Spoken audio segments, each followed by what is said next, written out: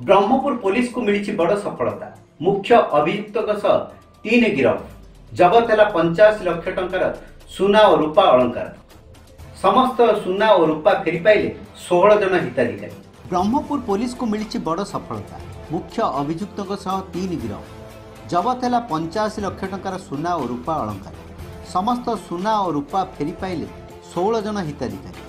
Brahmapur police जिला अधीन विभिन्न थाना इलाक चोरी होता यही अलंकार।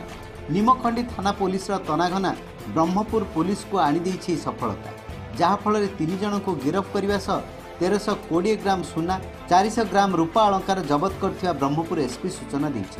रिपोर्ट होता 2-3 मास कंटिन्यूअसली रिपोर्ट होता से निमखंडी थाना जो गोटे केस रिपोर्ट होता आईसी निमखंडी एसडीपीओ सदर टीम रे बहुत बढ़िया गोटे डिटेक्शन होता से केस रे गोटे मेन अक्यूज्ड धरा पड़ा आ बिकिला से दुकान रु सुना सीज होता रूपा सीज होता कैश सीज होता से पाखापाखि 2.7 kg गोल्ड सीज होता।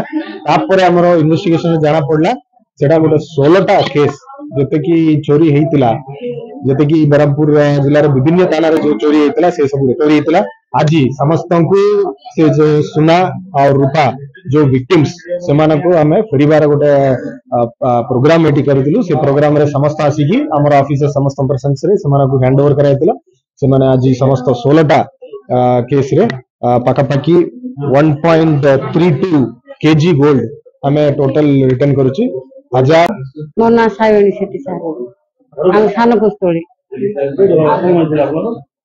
चोरी जाइले सर सुना 10-11 मास हला सर केते सुना 2-3-4 तोला पड़ीले सुना सर घरु आगा हाँ बहुत खुश लगे सर। काली आम जानलु गुरुवार आम पुलिस सर जाइए घर पाक जाइए जनइले बड़ खुशी लगे जगन्नाथ दया आम स्वामी हेल्ले भल ना सर हस्पिटाल चोरी पड़ेगा सार जनइचु आज सार घर जाइए इनक्वारी कर सार बहुत बहुत धन्यवाद सर। सार मान जाइए टाइगर धरी जाइए श्वेत पद्मा पात्र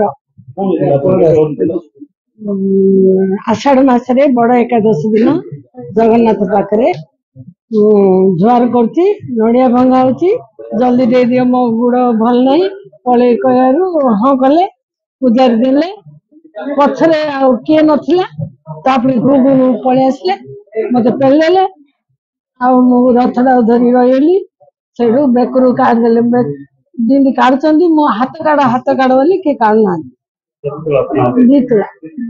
20 ग्राम आज हाँ आज केते खुशी लगुच पूजा करी भगवान पाखे न्यूज़टा आइले थाना वाला फोन कले भगवान को हाँ हाँ दबु समस्त आगे भगवान को दबु तापर थाना को दबु तमें समस्त दबु।